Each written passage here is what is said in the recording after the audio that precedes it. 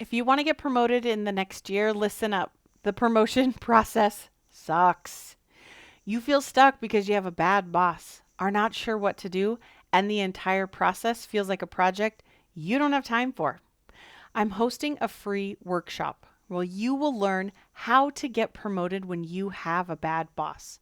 You'll learn what steps to take, the right order to take them in, and how to deal with that terrible leader so they don't block your promotion.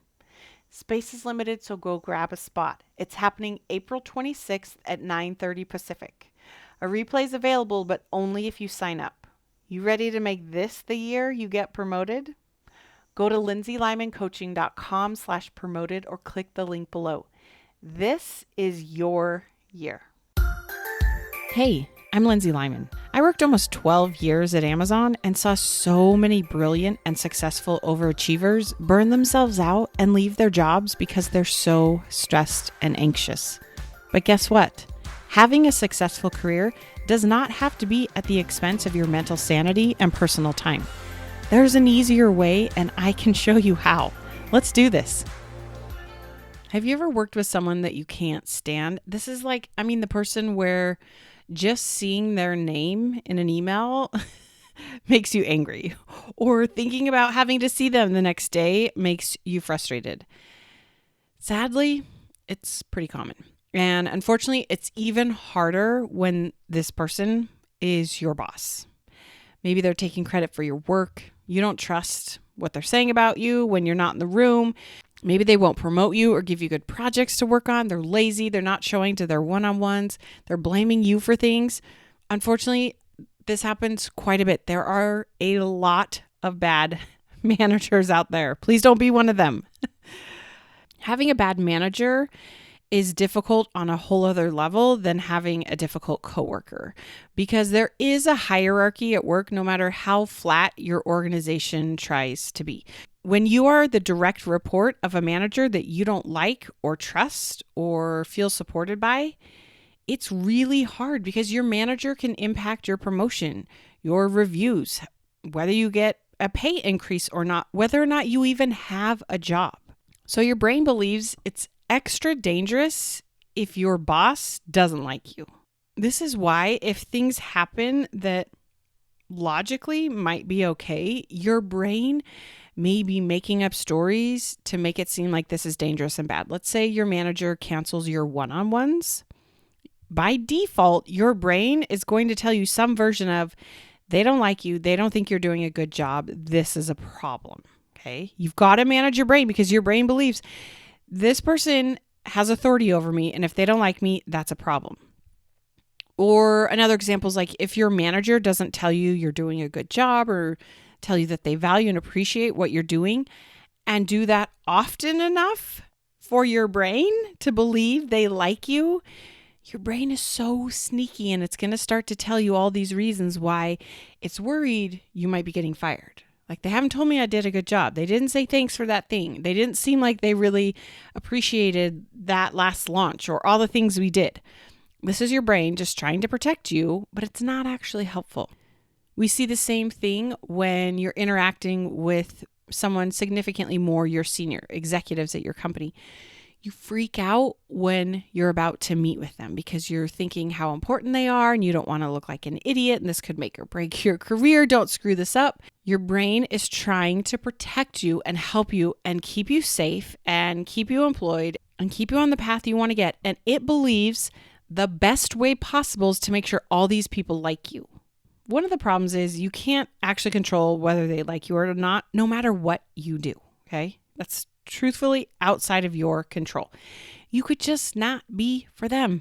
We all have different styles of what we like, different communication styles. Some people love chit chat and to go into deep detail and all the ins and outs. Some people just like the high level recap. Like, that has nothing to do with you. It's more them and their personal preference. But here's the real problem with this. The problem with believing you have a bad boss and struggling with your leadership is who you become.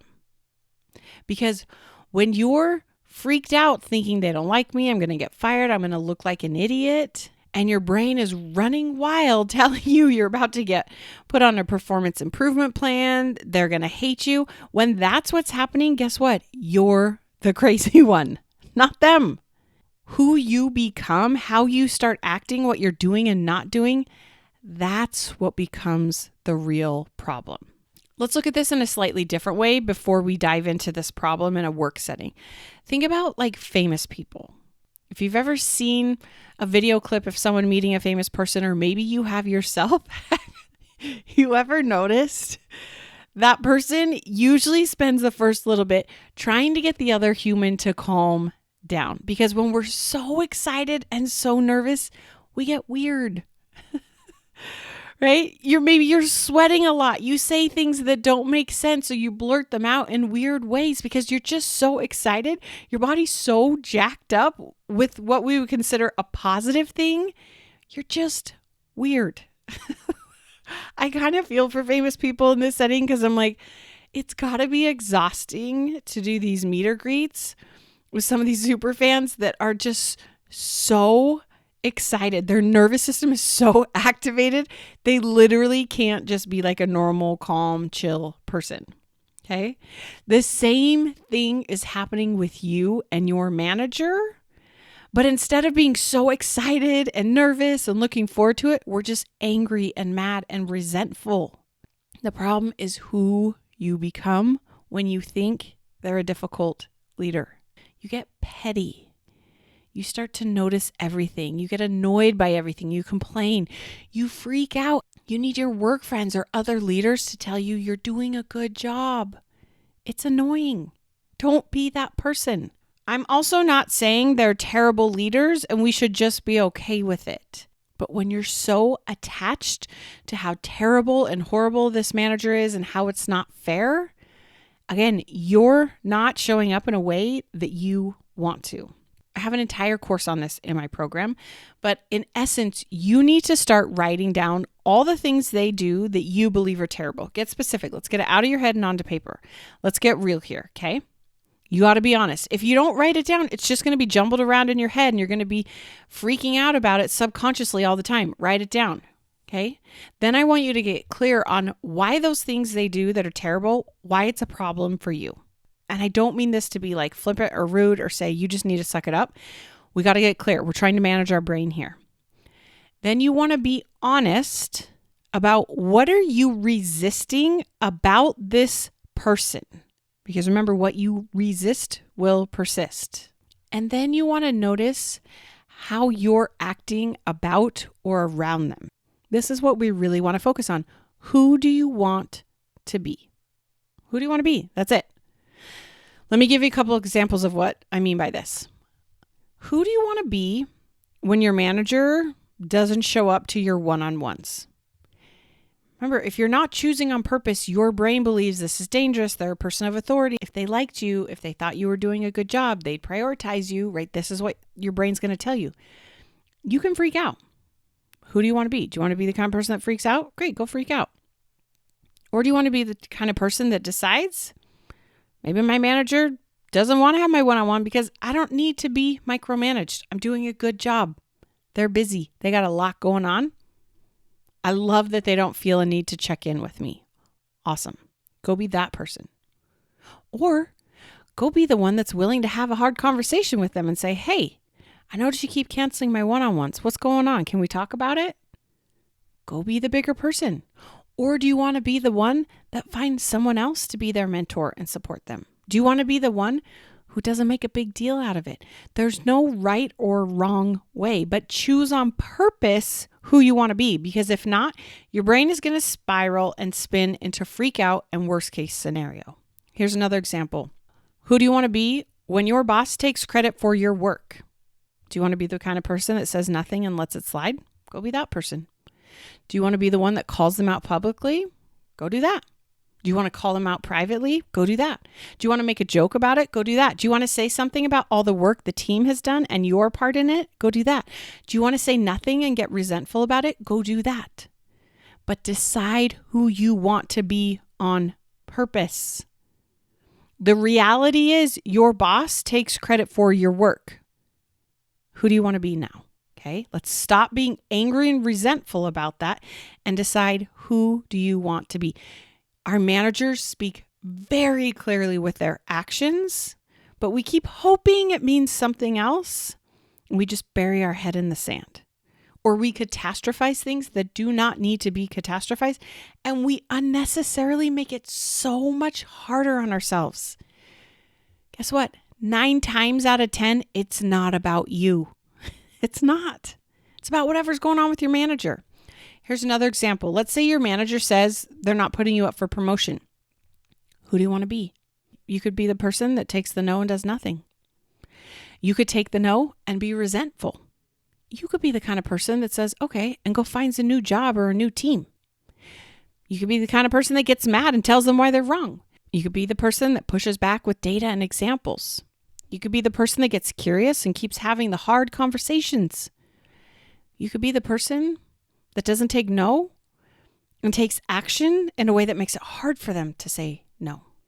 You could also be the person that goes and complains to everyone on the team and complains to your manager's manager.